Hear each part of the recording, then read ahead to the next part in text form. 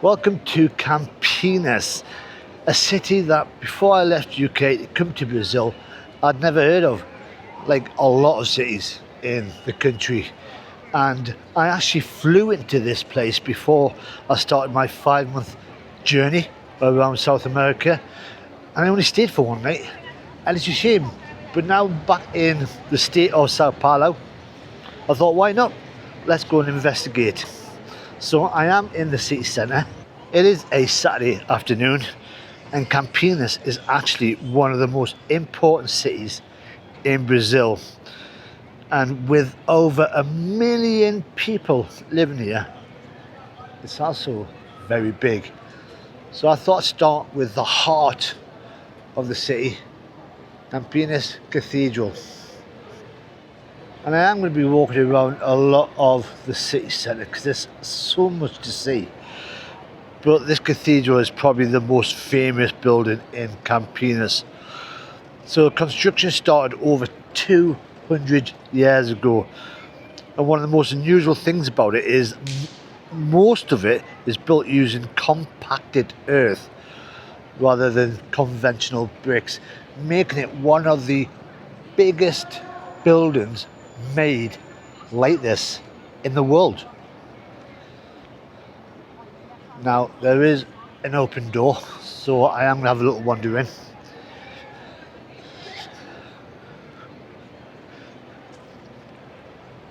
So it is a busy place. Just down there is the shopping area where there is so many people shopping on a Saturday afternoon. Best time of day to do it. Right. There seems to be a band going on.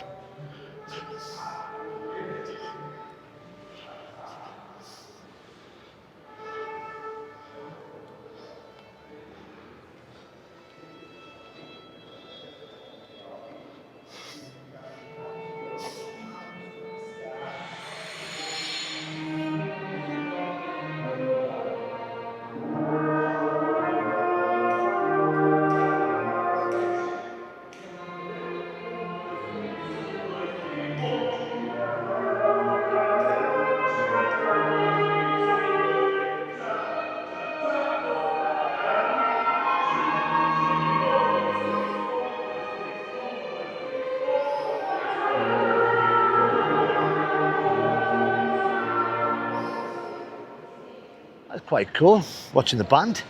I mean, I had to wait 10 minutes before they started playing properly because they were all testing the instruments out.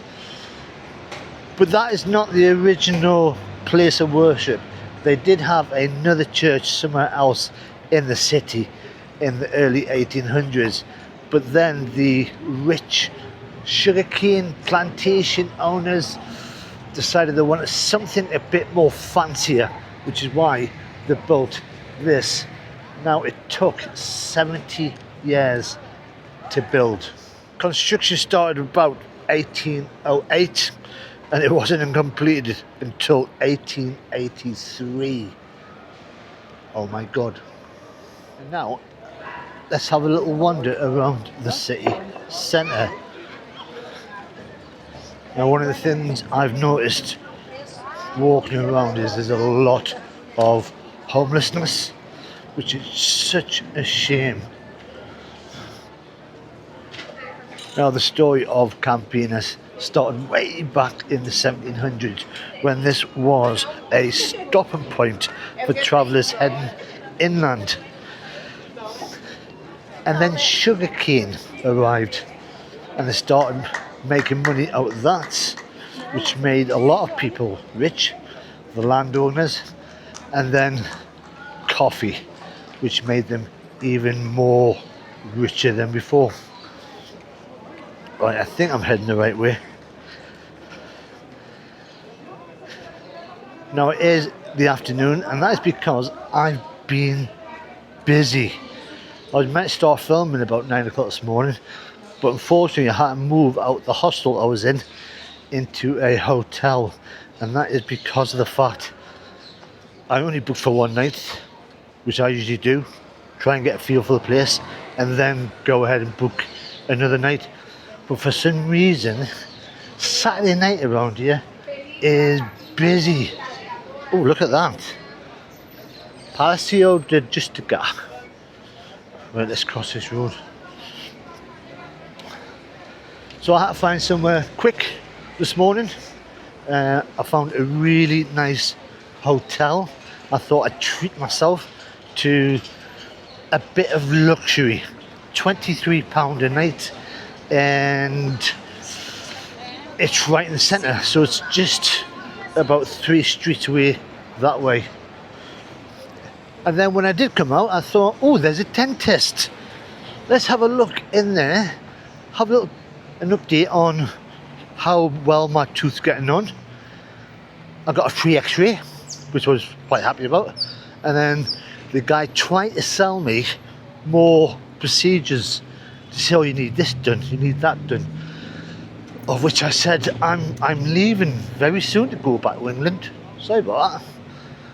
But there's a little bit of infection, which is not unusual from having major work done about a week ago. Now it looks like here there's a lot of staging going on, and I think that might be for the World Cup, which starts very soon. Oh, look at that building over there. Right, I might have to come back to that.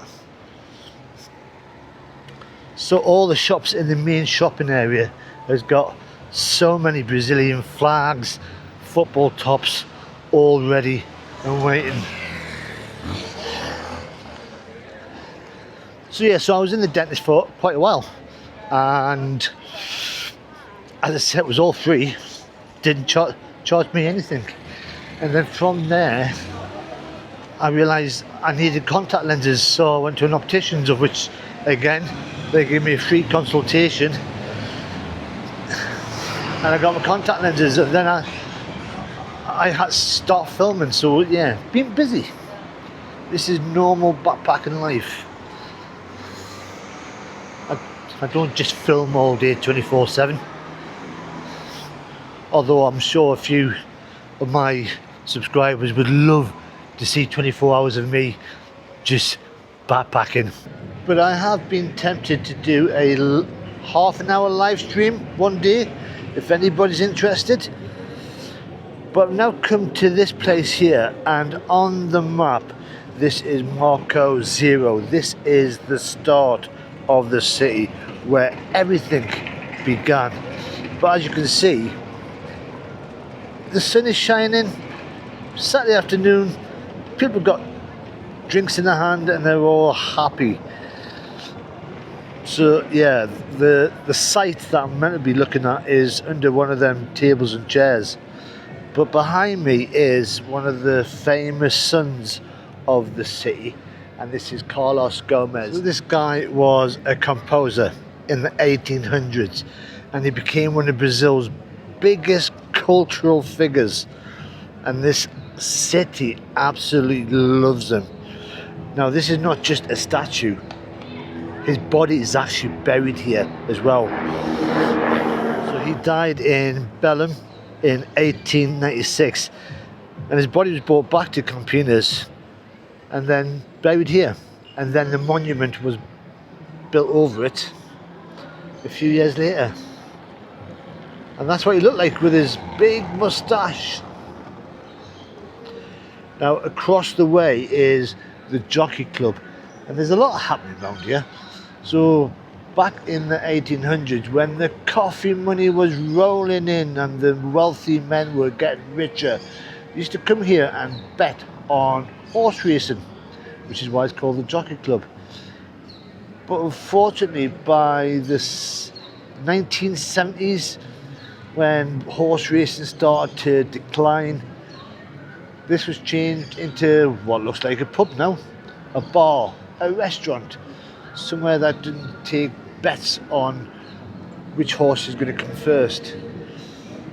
Now I can imagine on a Saturday night this place will be amazing to go to. So they started turning the music up, which is just the way I like it. But that square would have been where the first chapel would have been in the 1770s, where they start laying out the various streets for people to start living. That is ground zero. So there is a church information sign showing you exactly what the square would have looked like in 1910. No bars then. So this is the Praça Bento Quirino, I've just found out. And that is the side or the front of the Jockey Club with the sign there. Now, the square there actually reminds me of my hometown of Darlington, just a bit. Because in the market square, right in the centre of the town, in the summertime, when the sun is shining, all the bars that are around in the market square will get the chairs, the tables out, and people sit around. And which way is he going? A car wasn't deciding which way he wanted to go. So, yeah. So maybe Darlington's got a little bit of Brazil in it. You've got original buildings from the 1900s.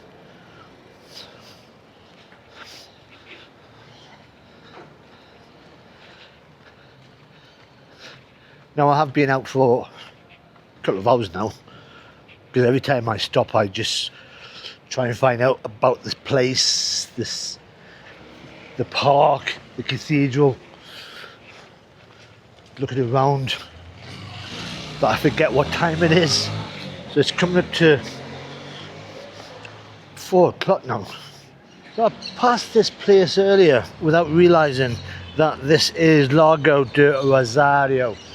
And this square was named after the church that was here once upon a time. But the church got demolished in the 1950s during a period when Campinas was modernising and expanding and thought, let's just get rid of the church.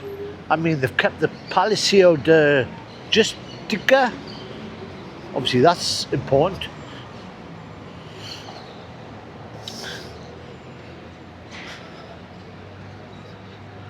But as I said earlier, I think this is where the World Cup's going to be shown over the next couple of weeks. You've got all the toilets there ready and waiting just in case. I thought I'd have a quick walk through, see how big this TV is.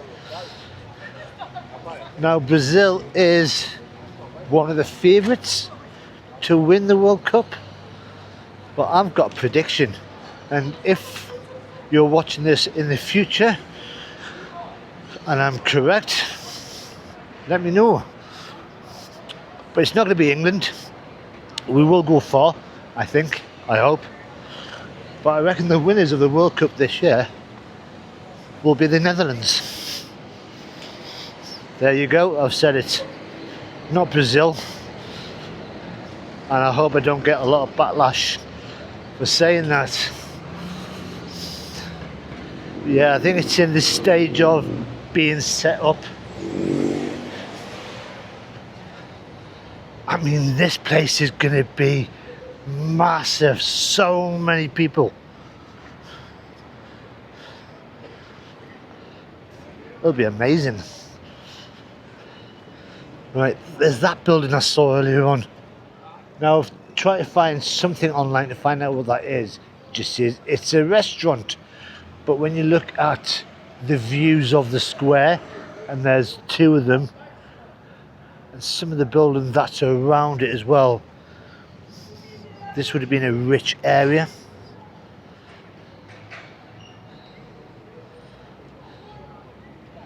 Not anymore. So I am heading back to the hotel, but this is the 13th of May Street, one of the biggest commercial areas in Campinas. And 13th of May is quite important within Brazil, because in 1888 that was the day slavery was abolished in Brazil. So there's a load of streets named squares, named in Brazil. So when I came down here earlier, this place was just full of music, full of people. Even now it's busy.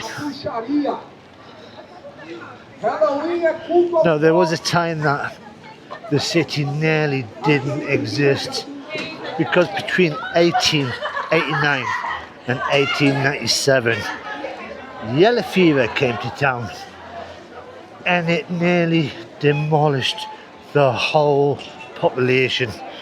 Thousands upon thousands of people were killed because of the disease, and because there was a lot of wealthy families here, they moved out.